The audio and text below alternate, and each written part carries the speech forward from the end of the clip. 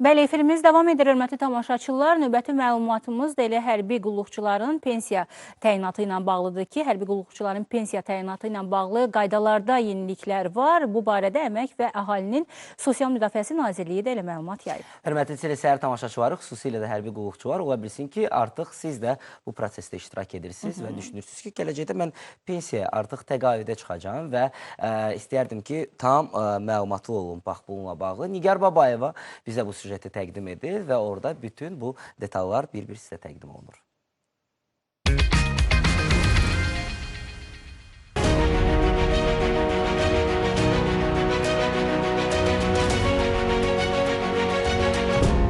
Hərbi qulluqçuların pensiya təyinatı ilə bağlı qaydalarda təkmilləşdirmə aparılıb. Belə ki, pensiya təyinatı ilə bağlı qaydalar vahid normativ aktda birləşdirilib. Nazirlər Kabinetinin yeni qərarı ilə bu dəyişiklik hərbi qulluqçulara və pensiya təminatı zamanı onlara bərabər tutulan xüsusi rütbəli şəxslərə şamil olunur. Azərbaycan Respublikası Nazirlər Kabinetinin 2025-ci il 30 oktyabr tarixli 322 nömrəli qərarı hərbi qulluqçuların pensiya təyinatı ilə bağlı müddaların vahid normativ aktda birləşdirilməsini nəzərdə tutur. Hərbi xidmət müddətinin və təminat xərcinin hesablanması və bu barədə məlumatların təqdim olunması vahid normativ aktda, yəni 135 nömrəli qərardan birləşdirilmişdir. Yəni, bu vaxta qədər hərbi xidmət müddətinin və təminat xərcliyinin hesablanması müxtəlif qaydalar əsasında aparılırdı. Həmçinin bu barədə məlumatların təqdim olunması kimi eyni tənzimləmə sahəsinə aid və bir-biri ilə əlaqəli işlər müxtəlif qaydalara uyğun həyata keçirilirdi. Biri var xəstəliyə görə çıxsın, biri var xidməti dövründə xəstəliyi qazanmış vaxtı olur.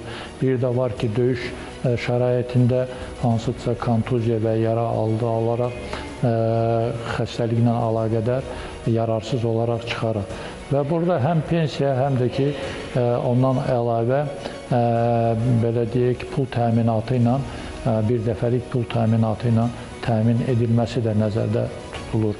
Ona görə də mən deyərdim ki, pensiya təminatının təkmilləşdirilməsi bu zarurətdən irəli gələn bir addımdır və düşündüyüm kimi, yəni bu qərarlar da məhz həmən o təkmilləşdirmənin və keçirtdiyi təhlillərin nəticəsi kimi qəbul etmək lazımdır. Bundan başqa, bu sahədə müasir norma yaratma tələblərinə uyğun təkmilləşdirmə işləri yerinə yetirilib. Artıq bu istiqamətdə proseslər vahid normativ hüquqi akt, yəni yeni qərarla təsdiq edilmiş hərbi xidmət müddətinin və təminat xərcliyinin hesablanması və bu barədə məlumatların təqdim olunması qaydaları əsasında aparılacaq. Nazirlər Kabinetinin sözü gedən qərarı müvafiq qanunvericilikdə texniki xarakterli bir sıra dəyişikliklər də nəzərdə tutur. Nigar Babayeva, Emin Tağıyev, Telesəhər.